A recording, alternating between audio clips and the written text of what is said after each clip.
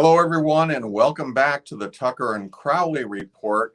We're part of News Now in the Belmont Journal. Franklin Tucker, editor of the Belmontonian, is here, and I am here as well, Mike Crowley. So, Franklin, what's up this week? Well, there's many things that were revealed this week. One is that here's just something that was revealed this week, and it occurred during a discussion of this special town meeting at the select board. This is a special town meeting that's coming up on November 6th. That's right. Okay. The first of many nights. Yeah.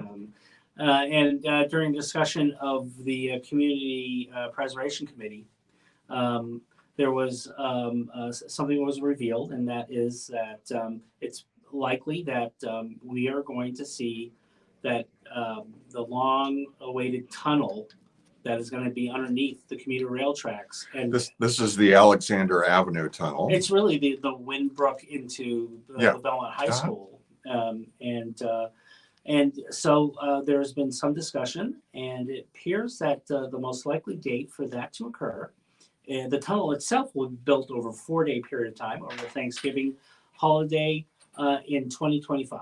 So we might actually, by the beginning of 2026, have a tunnel, and that will resolve many issues, especially for students getting into the high school and the middle school from the Windbrooks area. It's just going to save a lot of time and effort, especially on Mondays through Fridays during the school year, and hopefully that's going to occur. It's been a long time. It's been being discussed for a very long time, many years, and so it will be amazing to see this happen. So next up, let's talk about one of the issues that's going to be before town meeting, the special town meeting this fall, and that's the real estate, the 61B real estate exemption that benefits the Belmont Country Club, I believe. That's right. It's the Chapter 61, basically the 61B. It allows nonprofits to take a 75% discount on the land that it has. Now, for Belmont Country Club, they have to pay full price for the buildings they have there. But for the land itself, the golf course, they can take a 75% discount on the land. This is a law that's been around since the 1970s. And now that Belmont is looking for any penny that it can find in the couch, this is one of them that could, help a little bit. It would give about $400,000 to the town by making the Belmont Hill, the golf course, pay its full share. Now, there are golf courses around the state that don't even take this exemption; they just pay it anyway for being a good neighbor. But many golf courses across the state does this, what it really is a situation where not only is it's about fairness, but it's also something that that a lot of other towns are looking into. I mean, Belmont has talked to Newton that has 3 golf courses that take the exemption, and they're basically saying, it's time for, just because it's open space, it doesn't mean you can, get a undue advantage, especially in these days when land is so valuable, Let me ask you this, Franklin. Does the change or the elimination of this property tax exemption, does that pose any risk to the operations of the Belmont Country Club? Could this be an incentive to trim the amount of land holdings that they have, or even put them out of business? Well, as you know, it's really it won't do that. I mean, these are wealthy nonprofits, and they can easily, give another $100,000 or $400,000. It's not going to break them.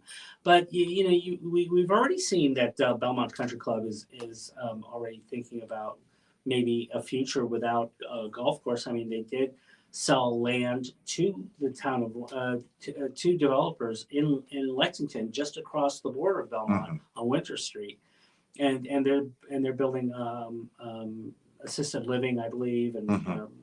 other other housing for older people. It's also part of a bigger strategy that is being promoted by Elizabeth Theon, On the select board. who is on the select board, the vice chair of the select board, and she is thinking, she's really promoting changes to the town, and this is one change that she really supports a lot, and this is a citizen petition. And it's part of her view that along with zoning changes, we can promote um, smart growth and really build up our commercial space in that area, what she calls West Belmont, west of Belmont. All right. Well, we'll have to see what town meeting does. Mhm. And um, next up, let's talk about the library. I understand that the library building is closing because it's going to be torn down. That's right.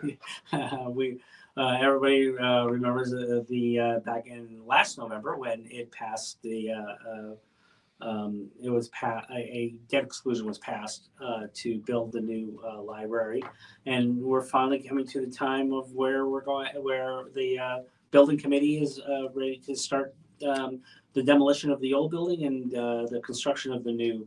The final day at the Belmont Library is November 22nd. And there will be a celebration of the old building. That will be on November 18th from 2 to 4 in the Okay. assembly room.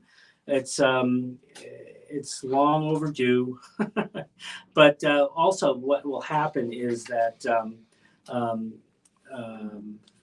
the temporary spaces that were approved by the town, such as the Beach Street Center for circulation and museum passes and stuff like that, that will start, very basic services on November 27th. And then the Benton Library, will that also be? The Benton Library for Children, and that will start on January 2nd. Okay. And the demolition will start of the building in January or February, depending on the weather. Construction will start almost immediately, March and April, so they can have the entire building season from like late, in fact, this would be early spring all the way to late fall. And they expect a opening in the summer of 25, which will be great because then a few months later you'll have a tunnel and people from the Winbrook neighborhood can just walk over to the library. Right. I'll be walking to the library in a year. So next up, let's talk about an electrical transformer.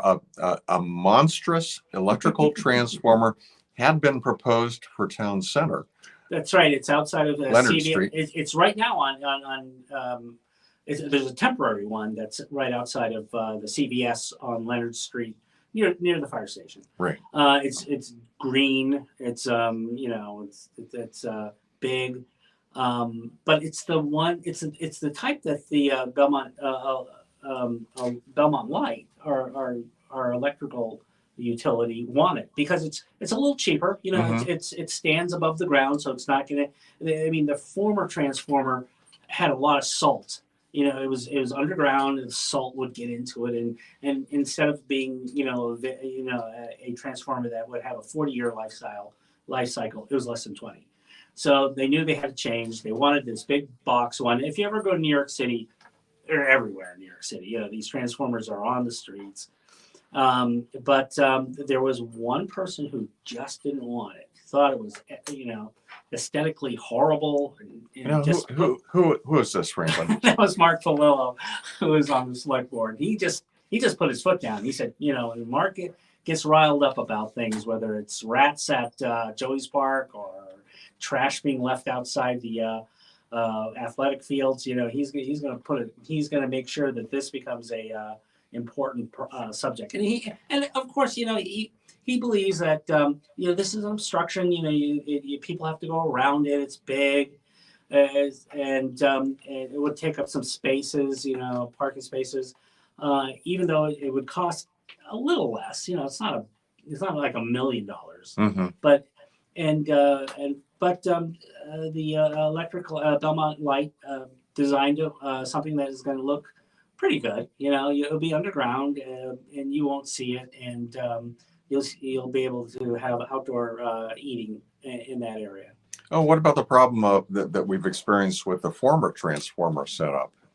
Including... It's been redesigned, so what they're doing is they're building up the underground, so it's going to sit above where most of the water is and where Okay. most of the salt is. So it's a better design than it was before, and apparently this is going to pass muster. Now, does Belmont Light pay for this? Does the town pay for this? Belmont Light pays for it, and Okay. of course you pay for it Through our just a little bit electrical of time bills. in your electrical bills. All right, thank you, Franklin. And then next up, a sports update. Yes, it's the end of the fall season. Most of the teams, I think, today is Friday, the 27th, and I believe that there are only 3 games today, and that's boys and girls soccer. They're going to be in Winchester, and there's going to be a big football game. It could be a very historic game because Belmont football team could could become co-champions of the Middlesex Liberty League. Wow. And that would be a wonderful achievement for a wonderful group of young men who've been around for 4 years and played together. And they've beaten teams that they haven't beaten in a long time. They beat Woburn in an exciting game. They beat Winchester, which only has 1 loss this year. That was to Belmont. Now they're playing a team that has been literally beating up Belmont for many years, and that's Reading. Reading's not having a very good year this year, so maybe we can see a year where we're beating up on people.